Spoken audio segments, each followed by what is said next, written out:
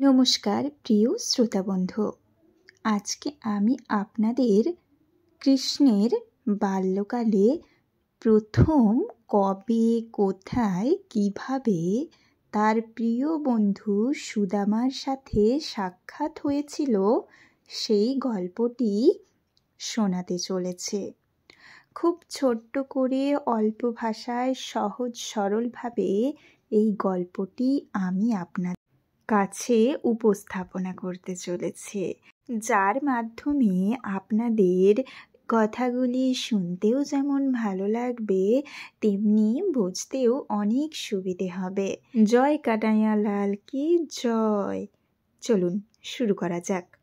বলরাম আর কানাই দুই ভাই, দুইজনে গুরুকুলে পড়তে যাবে।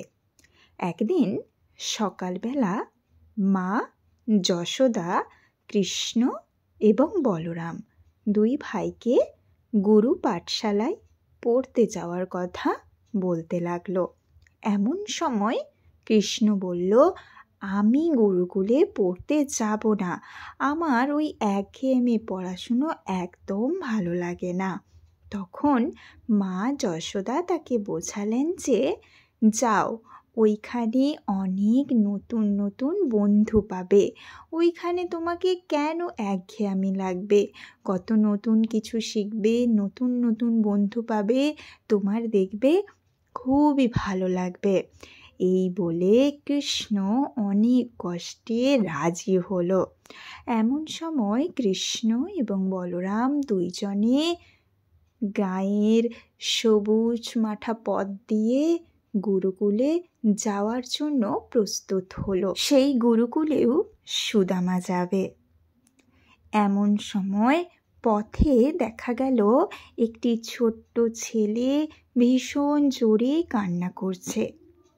সুদামা ছিল উদার মনের, তার মনের ভাব ছিল অনেক বড়, ঠিক কৃষ্ণ যেমনটা চেয়েছিল।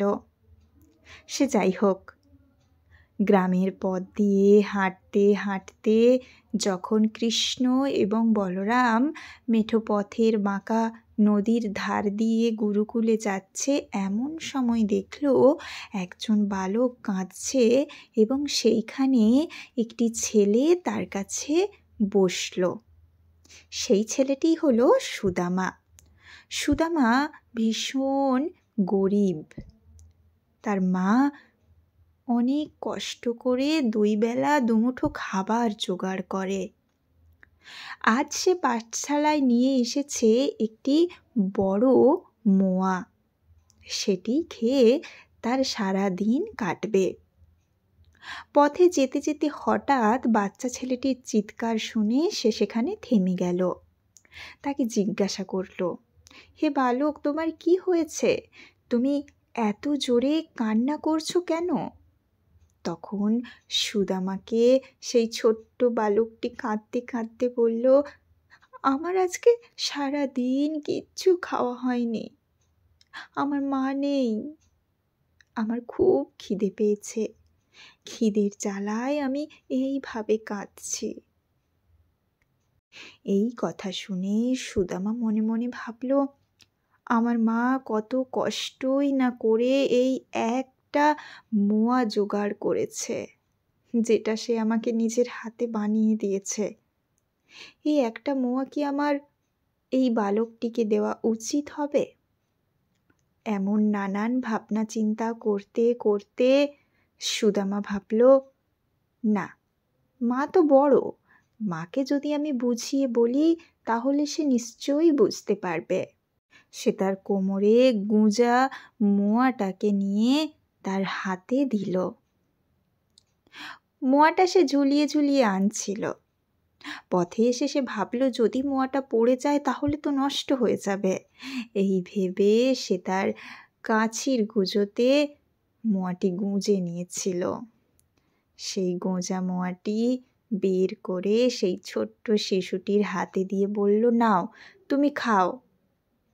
মোয়াটি খুব বড়। এমন সময় তারই পাশ দিয়ে কৃষ্ণ এবং বলরাম পাঠশালায় যাচ্ছিল। বলরাম খেতে ভীষণ পছন্দ করত। এমন সময় কৃষ্ণকে বলল, দেখ দেখ দেখ ভাই, কি বড়ই না মোয়াটা, আমার খুব খেতে ইচ্ছে করছে। কৃষ্ণ বলল, তোমার লজ্জা করে না দাদা? শুধু যা কিছু দেখবে খাই খাই খাই, চলো বলছি, চলো এখনই। এই বলে কৃষ্ণ এবং বলরাম চলে গেল। সুদামার সেই ছোট্ট বালকটি সুদামাকে বলল, আমি আর খেতে পারবো না, তুমি এবার নিয়ে নাও। এই বলে সুদামার হাতে অর্ধেকটা মোয়া দিয়ে ছুট্টে পালিয়ে গেল ছোট্ট বালকটি। আর কিছু প্রশ্ন করার মতো সুযোগ সুদামাকে দিল না। এমন সময় কৃষ্ণ এবং বলরাম রাস্তায় যেতে যেতে বলরাম বলল, আমার না ওই মোয়াটা দেখে খুব মিষ্টি ভোজন করতে ইচ্ছে করছে। ছোট মাছ আমাদের জন্য অনেক কিছু বানিয়ে দিয়েছে, একটা দাও না ভাই, খাই। কৃষ্ণ বলল, আমি কি খাবার আনি নাকি? তুমি তো রোজ খাবার আনো। বলরাম বলল, ছা, ছোট মাছকে আমার জন্য কত সুন্দর খাবার বানিয়েছিল, সে তো বাড়িতেই ফেলে এসেছে, কি হবে এবার? এই বলতে বলতে দুজনে তর্ক বিতর্ক খুনসুটির মধ্য দিয়ে পাঠশালায় পৌঁছে গেল। গুরুকুলে পৌঁছানোর পর গুরু বলল, আজকে তোমাদের পুঁথিগত শিক্ষা হবে না, আজকে আমি তোমাদের সবার পরিচয় জানব। আজ তোমাদের প্রথম দিন এবং সবাই সবার সাথে ভালোভাবে সাক্ষাৎ এবং বন্ধুত্বপূর্ণ সম্পর্ক গড়ে তুলতে হবে।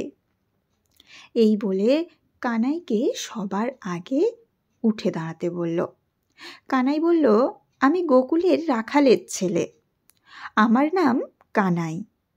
সবাই আমাকে কৃষ্ণ, গোপাল, ননিচোর নানান রকমভাবে ডাকে।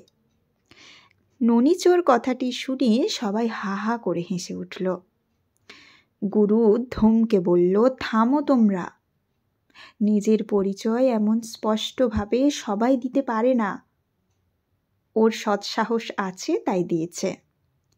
ঠিক আছে, তুমি বসে পড়ো, তুমি দাঁড়াও। বলরামের পালা।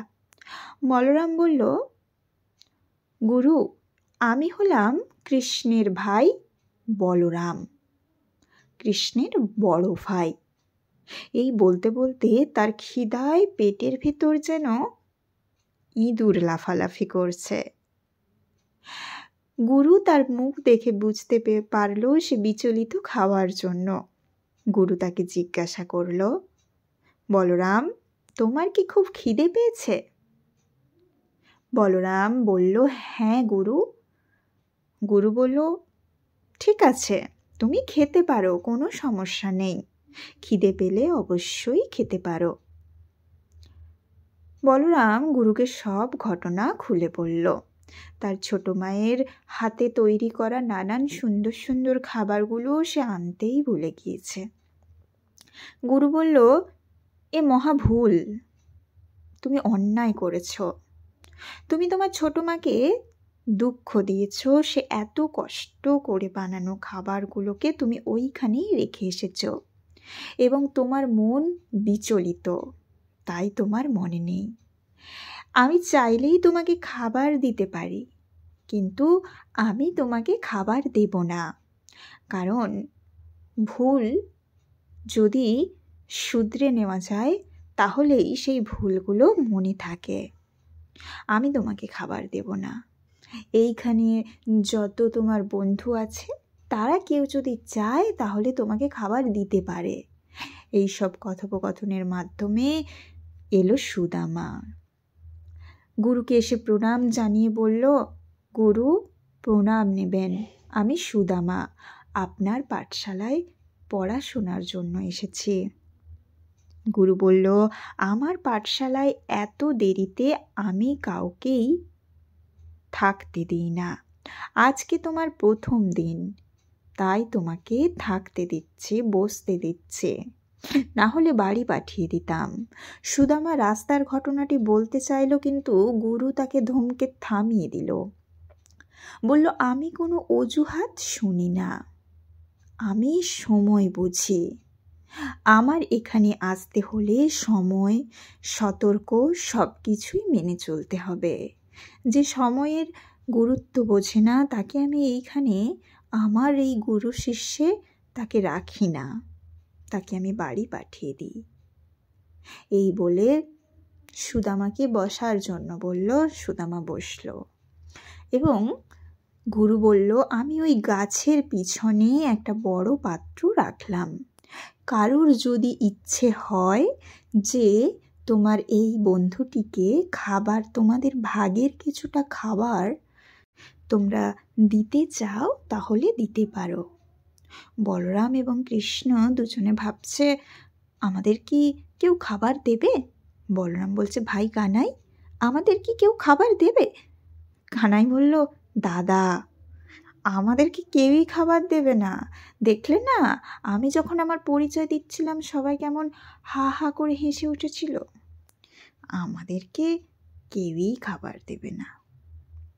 এই বলে কৃষ্ণ বলল, যাও যাও, এবার তোমাদের পালা, একে একে সবাই যাও, সবাই গিয়ে রাখো পাত্রে কিছু।